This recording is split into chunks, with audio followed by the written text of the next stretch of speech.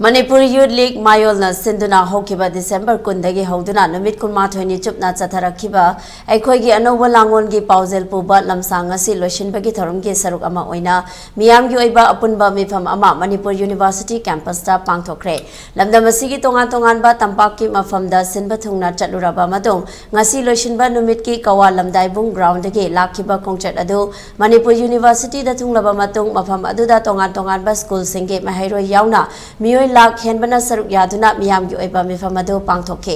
hairiba mifam gi oiba mifam aduda lehau thabam Sarat Chandrana president oina saruk yakhe president oina saruk yakiba Chaliba khongchat asigi matangda khongchat loi amadi miyam oiba wakhalon sing khongchat asina karamba mityeng yengli haiba sing miyam punna khangmina bagi tanja adu lominase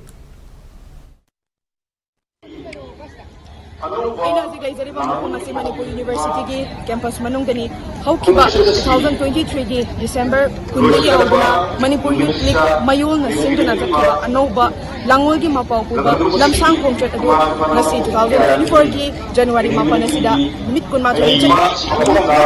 chupna chaliba khongchat adu ngasi loisinlagani hairiba ngasi loisinbagi numit asida Manipur University gi campus manungda akoi yamlaba Manipur damasigi yamlaba miyam mairapai school satra angang khaktana si mapam asida warep ama logani haibagi wafam galoina ngasi miyam punna tinli hiramasigi matangda koi haukiba khongchat asida saruk yakiba MAYOL gi thaumi amadi lamsang khongchat adu saruk yakiba sigi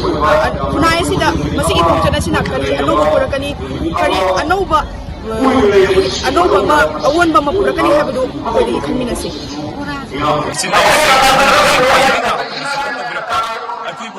Asa thak pizza biduna aikoba taram opinamba masina takli madudi aikogi khongchat ase si patung aikogi leiliba nai sigi sinaba singsi miyamgi hunjare miyam hadi wafam asini aduna hairiba sinaba singsi pakhum ase masi akoi miyam pimina se adi masigi tamak anobu kunayama anobu iram namama batin deba kunayama indi damta akoi miyam punna khonamina se habase masi thamjage loina ngasigi miyam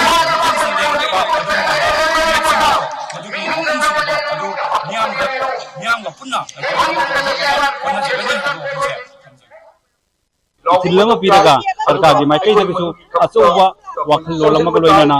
ukina samna iba maikai landarak iba se mai pak naba sindu wahai wafam se maikai dagi miyam mamanga ELITETV da hamzari Maitai zati wala bari yellow mi puruk kudi ma hai tare maitai akoi puruk puna puna राजनीति की वो कली करम बखिरे लोरे कली करम ओरे लोरे ओपोजिशन पार्टी का कुल लखंडा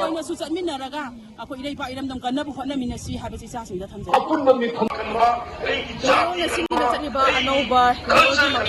चलिबा लमसंग चलिबा मियाम सिसी कोंदर को मथुना को इनाय सदा अवोन बंग सुसोय पुरकनी चलिसना अवोन सुसोय पुरकनी हाबिसे मियाम की थाजबा बदि लेहौरी अदुबो khongchat asina kadai foba maisa on purakani haibadi mayam puna muk nganjasi masigi matang da video journalist langam bakalena organization na ba